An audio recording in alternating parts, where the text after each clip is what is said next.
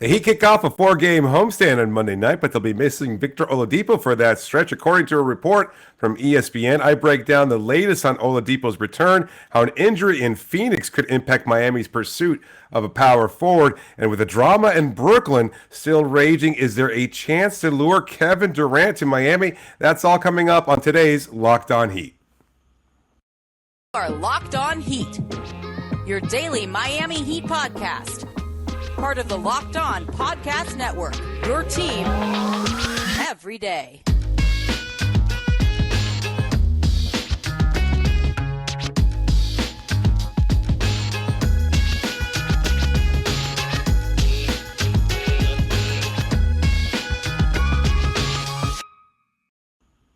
Hello, Heat Nation. It's a Monday edition of Locked On Heat, your daily podcast covering all things Miami Heat, however you may be listening or watching on YouTube, Odyssey, or on your favorite podcast app. Thanks so much for making us your first listen every day. I'm your host, David Ramil, and today's episode is brought to you by PrizePicks. First-time users can receive a 100% instant deposit match up to $100 with the promo code LOCKEDON. That's PrizePicks.com, promo code LOCKEDON. No, Wes Goldberg, my co-host. He's off enjoying his honeymoon. Congratulations to him and his new bride. Hopefully, they'll be having a good time, eating good food, enjoying the great weather, and then coming back to talk a little bit about Heat basketball. But in the meantime, I've got you covered tonight and every day this week, so make sure to subscribe to the show. We're this close to 5,000 subscribers on YouTube. I'd love to get to that number there. It'll be a nice wedding gift for Wes, so please help me out there.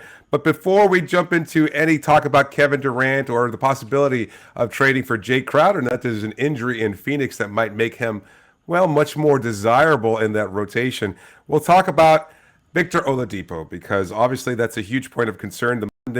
Saturday night, the Heat, of course, dropped a close game to the Indiana Pacers. That was a tough loss for Miami.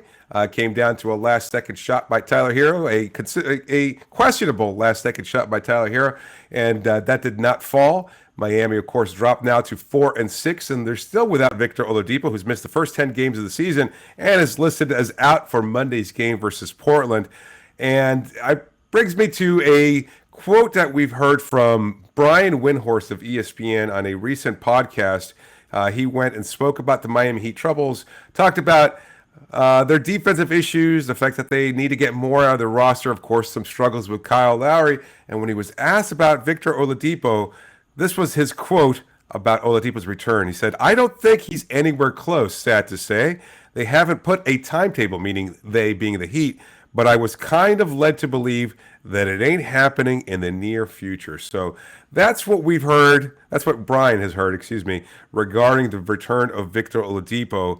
And I have no reason to believe this isn't true. Like, I'm thinking to myself, why would he make this up, right? I know that there's a lot of people who would think perhaps he's over-exaggerating things, or perhaps he's not as plugged in, that this isn't the early 2000, mid-2010 Cleveland Cavaliers, and this isn't the relationship that he had with LeBron James, etc. Maybe you might consider that he is no longer the insider he once was. But regarding Victor Oladipo, I just don't see any reason why he would risk his credibility by misreporting anything on Oladipo. So I'm moving forward with the assumption that this is true, that there is no timetable for Victor's return, and then it might be a lot longer than had previously expected. So that's disappointing, because so much of what we had believed or been led to believe by the team, by his teammates, was that he was going to be an active part of this year's rotation. He played in 2 preseason games, looked okay, struggled with his shot, but then that was it. He was shut down on October 18th after doing some decent things during the preseason. And then, we heard that there was the tendosis. I don't even know exactly how to pronounce it. I'm not a doctor. Don't pretend to be one. And so I understand that the Heat are probably being somewhat cautious there and having him return to the lineup. But I don't know that we should just look at that as something that they're being too cautious with. I think the concern was last year that they were being very, very cautious. A complaint from Victor Oladipo that he to be a much more active part of last season. He thought he should have gotten more playing time than he actually did. They wound up holding him out for almost all the season. He wound up playing just a handful of regular season games, and then he was a slight factor in the postseason. all of which led more people to believe that he might be a bigger factor this season. Of course, they re-signed him in the offseason when he was a free agent. And so the expectation was, well, he's going to continue to build off this. And we heard so many good things during the offseason, too, that he was putting into work from his trainer. He spoke to my co-host, Wes Goldberg. And again, the reports were that he was playing great during practices and everything else. And then he plays those two preseason games, looks out of sorts, as he has for most of the past couple of seasons. And then he's just out. And now we're starting to get more and more reporting that he might be out for a considerable amount of time. So I don't know. That I'm looking at it from two ways. Maybe the Heat are just being cautious, just like they were last year, and that's a possibility. It always is with them. They might be playing the long game, as Brian Windhorst indicates in that podcast. The other side of it is that Oladipo is just never going to be healthy again, and he's not going to be a factor this season. He's not going to be anything more than a middling role player, and that's tough to say because, again, not only is this a career that we're talking about, but a human being and somebody who struggled to come back and be a factor, and so much of what Miami's early season woes have been, perhaps players playing out of position, a starting lineup that's requiring more of Tyler Herro, Caleb Martin, Max Strus, and others that they should. It depletes Miami's bench. And then you look at a game like Saturday against the Pacers, and they're missing key players. They're missing, Jimmy Butler out of the rotation, and all of a sudden you're asking other guys to step up. This isn't like last year where you had a player like a Swiss Army knife of a player like PJ Tucker who could fill so many different spaces and holes and could do so much as a versatile front court player that with his removal now you're asking Caleb to do too much, and his role has been reduced. He's no longer as impactful as he was last year because he's not coming off the bench. Tyler similarly asked to do a little bit too much, and I think it's not necessarily a bad thing. I think he's going to eventually adapt and grow into the role, but for now we're starting to see the results of that, which is a sub 500 record. And Oladipo was supposed to fix a lot of that. He was slated to become the sixth man of sorts, that he was going to take over leading the offense just as Tyler did last year. He was going to bring a higher level of defense even than Tyler did last year. I think I had anticipated that he might even challenge as a starter, that he might be a better option to starter other than Victor Oladipo. Other than Tyler Herro. And here we are, almost a month into the season, and he's not played, and it doesn't seem like he's playing anytime soon. So I don't know what his future is going to be. I don't know if Miami decides to make a move. I don't know whether or not they can cut him outright. I doubt that that's the case. I could see them continuing with him on the roster and hoping that at some point he kind of snaps out of it or starts getting healthy again, and then maybe slowly easing his way back, probably similar to what we saw last year. I don't know. This isn't reporting on my part. This isn't even really a guess. I'd have to say that given the timetable of what we've seen already, the fact that he's missed 10 games, who knows when he's due to come back. I mean, if it was that severe an injury, and we haven't gotten any kind of indication from the front office or Eric Spoelstra or anybody else, if it's that severe an injury, then he could be missing a lot more time, and that puts much more stress on Miami's already thinned roster. So we'll see what happens. I don't know, again, if they expect to keep him on the roster full time. You can only hope that he returns sooner rather than later, but we'll have to wait and see. In the meantime, we'll talk a little bit about Cam Johnson in Phoenix and how that puts pressure on Jae Crowder to perhaps play a little bit more for his team, the Phoenix Suns. But before we get to that and the latest regarding Kevin Durant in Brooklyn, just a reminder that PrizePicks is daily fantasy made easy. It's so easy to just pick the players that you want. You just basically, you pick 2 to 5 players, and if they will go score more or less than their PrizePicks projections. It's just you against the projections. You can win up to 10 times your money on any entry. It's not competing against other people, like I said. It's just you versus the projections available. And PrizePicks offers projections at any sport that you can watch. NBA, the NFL, well, Major League Baseball's done already, but you can look forward to it next year as well. Women's college basketball, men's college basketball, football, of course. So many different sports. Cricket, boxing, disc golf. I didn't even know that was something you could play. You could wage something on there, but entries can be made in 60 seconds or less. It's that easy. Safe and fast withdrawals. Currently operational in over 30 states and Canada. So download the PrizePicks app today or go to prizepicks.com and sign up. Play daily fantasy sports. First-time users can receive a 100% instant deposit match up to $100 with a promo code LOCKEDON. If you deposit $100, PrizePicks will give you $100. If you deposit $50, PrizePicks will give you $50. So don't forget to enter the promo code LOCKEDON and sign up for an instant deposit match up to $100 at PrizePicks.com. Thank you for making Locked On Heat your first listen. For your next listen, check out the Locked On Sports Today podcast, the biggest stories of the day, plus instant reactions, big game recaps, and the take of the day available on the Odyssey app, YouTube, or wherever you get podcasts. Moving on, we'll get to the latest in Phoenix, where forward Cam Johnson has reportedly suffered a torn meniscus ligament and is expected to have corrective surgery, and there is no timetable for a return, according to the Suns. The Suns played Saturday night versus the Blazers, who happened to be facing the Heat on Monday night, and Torrey Craig started in Johnson's place, not unlike Caleb Martin filling the role as a undersized wing. The Suns also have Dario Saric off the bench, Jacques Landale on their roster. Why is this important? Because they've still got Jae Crowder in the roster. Obviously, no trade there yet manifesting. It doesn't seem like one is going to manifest anytime soon. And I wonder whether or not this accelerates the timetable for that. Does this force Phoenix's hand a little bit in making that deal? Because, Crowder's still wasting time in that roster. He's working out according to posts on social media. He was going to put in some work here and there.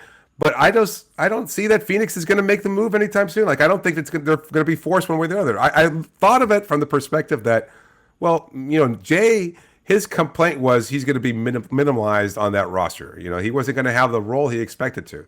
He wanted to start, and instead they elected to have Cam Johnson starting. And so now with Johnson's injury, does that create a bigger role for Jay to come back and fill in the way he once did?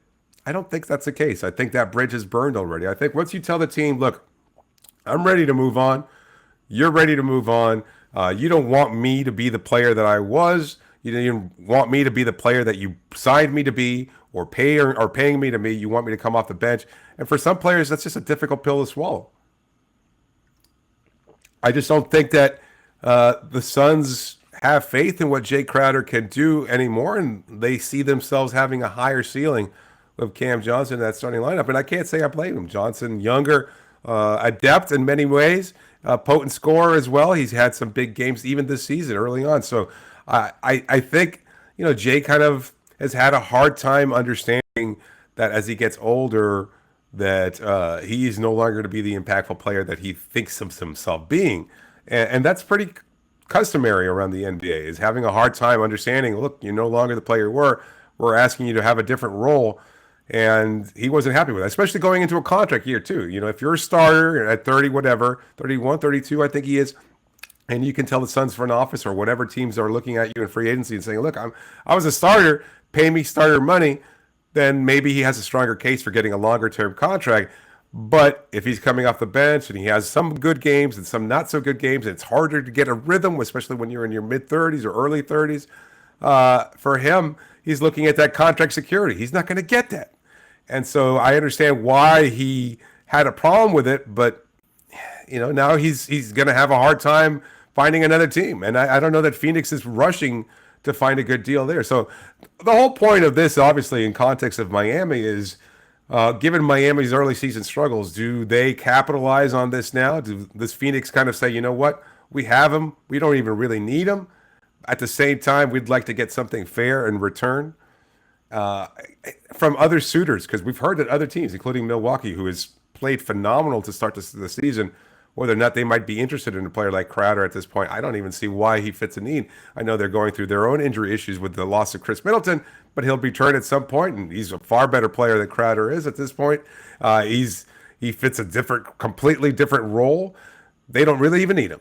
So no teams have really been clamoring for Crowder's services, nor are they going to overpay, especially if he gets bought out at some point. I think they're just kind of riding this out. My take on this is they're riding this out, hoping to drive down his price, because if they're going to pay him regardless, but if he winds up getting bought out 2 months from now, you could negotiate that price to be slightly less. You save yourself a couple $1 million or something along those lines, just so you can become a free agent and join whatever team he chooses. Does he choose to join Miami? Probably. Again, the hometown, strong affiliation with Jimmy Butler. It makes a lot of sense here, given that comfort level, the fact that he enjoyed some success here in his one half of a season. But I don't know that he's going to fix what Miami's problems are. Jay, at this point in his career, is a better answer offensively and than he is defensively.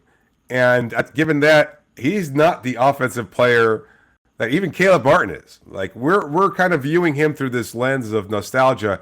given what he did in the first few series in the Orlando bubble where he was shooting 50% or what have you. And I think that's colored a lot of our perspective. And it's somewhat unfair, too, because he's not that player. He's not going to shoot that way. He didn't shoot that way when he first joined the Miami Heat. And then everybody was kind of wondering, well, what's the point of him being on this roster? What kind of a player is he? It was a deal, remember, to acquire Andre Iguodala. Crowder was more of a throw-in than anything else. And I know the Heat front office said, no, we've always had their eye on Crowder. I believe that, yes. But he was really there just to make the numbers work, to unload, James Johnson's salary, Dion Waiter's salary, and Justice Winslow's salary.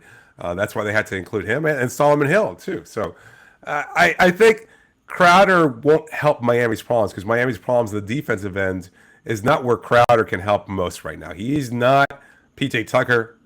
He is not capable of switching. As adept at switching, I don't think he's going to do much on that end, especially when you already have other glaring holes in that starting lineup. Maybe there's a comfort level there alongside Bam Adebayo that fits Bill. I'd love to see that happen, just again, because of my own nostalgic recollections of Crowder, and being in that locker room and seeing Crowder play so well off of Bam Adebayo and Jimmy Butler, etc. And I think with a veteran like Kyle Lowry, he'll find it. He'll be able to bring the best out of this version of Jae Crowder moving forward. So I'd love to see him on that roster, even if it means Miami has to cut ties with Haywood Highsmith. Having said all that, I just don't see that there's a actual lasting strong impact from Crowder.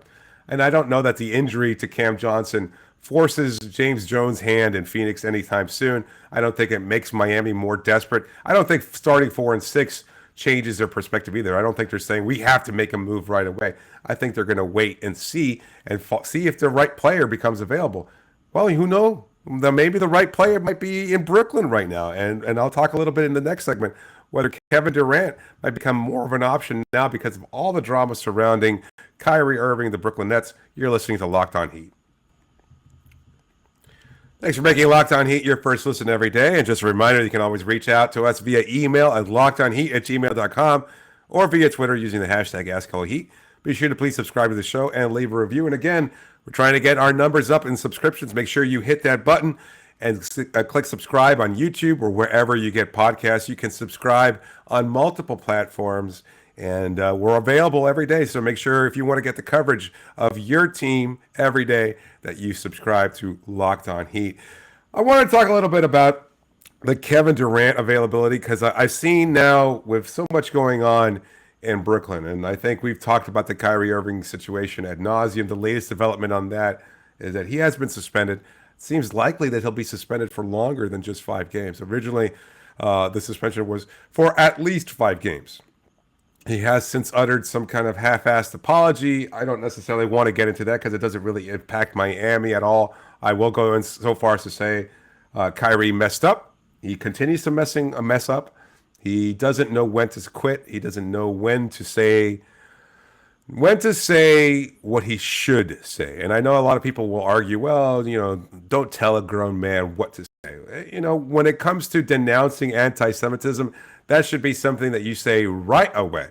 That there should be no time or pause in between when you utter an apology for something that was anti-Semitic, because it is promoting a film that is anti-Semitic. So I've made my points about that on other podcasts. I will continue to do so. That's not what this conversation is about. I think Kyrie now has messed up. He's been suspended, and it's going to be for a lot longer than 5 games. At least that's my take. They've also, from what we've heard or been reported by many sources, including ESPN, the Brooklyn Nets have put together a list of things that Kyrie has to do in order to get back into the team's good graces. He not only has to meet with several leaders, he has to donate money. He also has to meet with Joe Tsai, the owner of the Brooklyn Nets, and express some real atonement for his actions. It's very confusing. And there are some people who suspect that Kyrie might be done, that he might just choose to retire at this point rather than having to meet those demands and try to play basketball anytime soon. I don't know. No kind of insight from my perspective. I think he's still a good basketball player, obviously. I think he still wants to play basketball. I don't know that he's driven to win.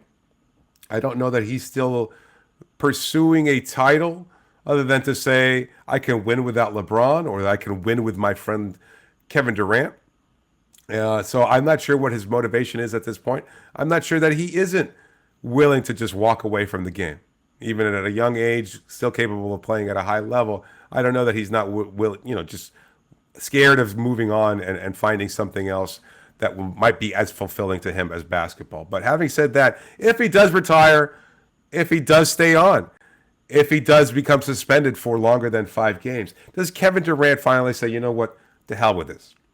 Right now, they haven't hired anybody else to replace Steve Nash as head coach. There's still a lot of turmoil there. I'm not sure that the front office is any more stable now that Steve Nash is gone. I don't know that they've had any kind of, clarity regarding finding a purpose or identity. I don't know if Durant is happy there. Again, we talked about this pretty frequently during the summer when Miami was linked to Durant and any kind of trade rumors.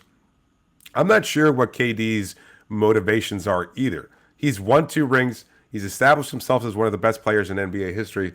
I don't know that he has to prove anything to anybody. Win.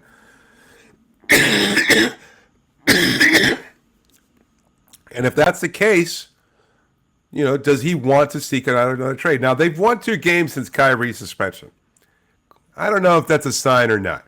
Probably is. They're free of a little bit less drama. They can go out there and play. And again, maybe it's also, without Steve Nash there. They lost the first game after Nash was fired. So I don't know that you can look at that as the new coach bump or anything like that. Jacques Vaughn, fine person, okay coach perhaps. He struggled in Orlando. He was a decent assistant in San Antonio. I don't think he's even considered for the full-time head coaching job, although that he's relatively benign from a PR perspective. He hasn't gotten into any kind of significant trouble that I can recall. So he might be a better hire than bringing in yet another element of drama in Ime Udoka. So we'll see how that plays out. But from KD's perspective, is he just ready to move on and say, you know what, I'm sick of this. I came here wanting to play with my boy Kyrie. Now they've got these lists of demands here he's never going to meet. They've just treated him badly. They've messed everything up here. We were going to win, and we were going to win big. We brought in my boy James Harden, and that didn't work out either. Now, what's next? There's always going to be something with this team. I don't want to play with Ben Simmons. I'm ready to move on. Does he force Brooklyn's hands and request yet another trade? There's already some betting lines regarding whether or not he seeks out a trade. I'm just not sure that Miami is willing and able to make a move at this point. I know some people have already criticized Bam Adebayo because he struggled a little bit offensively, but he is the only player that would move the needle in terms of Brooklyn accepting a trade from the Heat, and they're not going to trade Bam Adebayo for KD. I don't see how you can justify that. KD, a hell of a player, great scorer, fantastic player, having an MVP type season already, even though they haven't won a lot as a team. Well, they have a better record than Miami, but that's not really saying much at this point.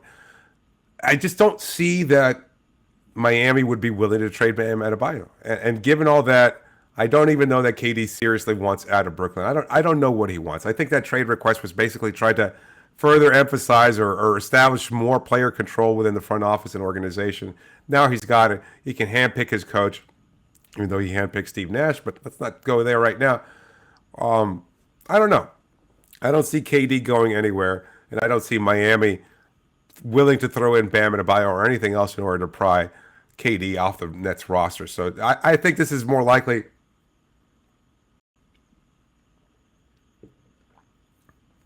both teams are just going to stay the way they were, and there's real no chance of pursuing KD at this point in time.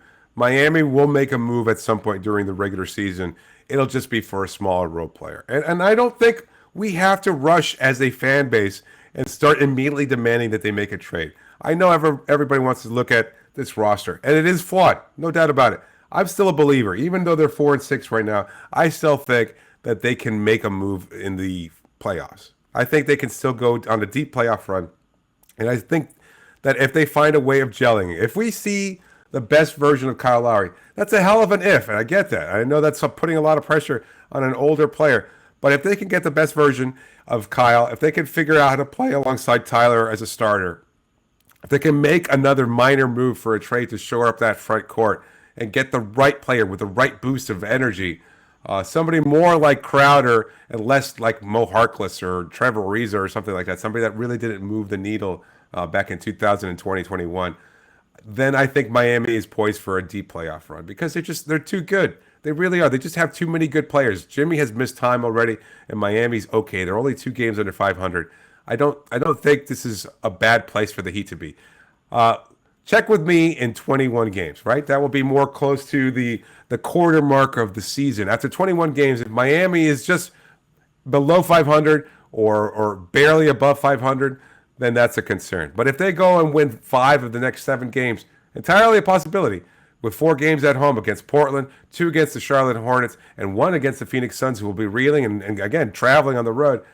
If Miami can win 3, maybe 4 games in a row during this homestand, and I know they started off the season not being able to win at home. If they can start off and win those 4 games, moving on, again, you're looking at all of a sudden a team above 500, and the concerns don't seem as great as they did. There are problems with this roster. There are holes in this roster. There are players that don't fit necessarily as well, or maybe are playing in a different role than they should. Whether it's Herro coming off the bench, which I don't think is going to happen, whether it's Caleb Martin coming off the bench, which I think should happen, then I think you can still get the best and most out of this roster and still be able to come close to 45 to 48 wins, which is where we had this team at the beginning of the season anyway. Nothing that has happened over the first 10 games has dissuaded me from thinking that they're still in the possibility of winning 40-plus games this year and being a playoff team. Are they going to be a top 4 seed in the Eastern Conference? A lot of that depends on how far Philadelphia plummets. And look, they're going to lose James Harden for a month. Joel Embiid going to be in and out of the lineup due to plantar fascia issues and overall health concerns. I don't know how deep or how much they'll be able to string wins together, given that they're going to be already without 2 of their superstars, or with Embiid in and out of the lineup. Your greater concerns now are Cleveland, Milwaukee. Atlanta has won some games here and there. I think they could be a lot stronger than a lot of people expected them to be. So that's really your area of concern. Miami has to continue to do what they do best. And look, they've won games on the road. They were, even though they were the 1 seed in the Eastern Conference last year, they can win on the road. I don't think it matters really for this team. You want to get that home cooking. You want to get the energy of the home court. Miami still lost really important games at home that they needed to win in the playoffs. So as much as home court advantage would be a huge benefit for this team, it's not what's going to define their success in the postseason. They've got to find other ways of finding ways to win. That's just the reality. They've got to find other ways to win. They've got to be able to get the most out of this roster and incorporate whatever changes they do down the road and be able to become a better than the sum of their parts. That's just where they are right now. The roster is not going to suddenly take this huge leap in talent. They're not going to acquire a number 1 type player like KD or anybody else this year. If any change like that was going to happen, it's more likely over the offseason when Pat Riley in the front office can assess things and say, you know what, maybe it's time for a huge sweeping change of this roster to maximize Jimmy Butler's window. But anyway, that'll do it for today. I'll be at FTX Arena with a full recap of Miami's win over the Portland Trailblazers. So thanks again for making Locked On Heat your first listen every day. This is David Ramil signing off for now.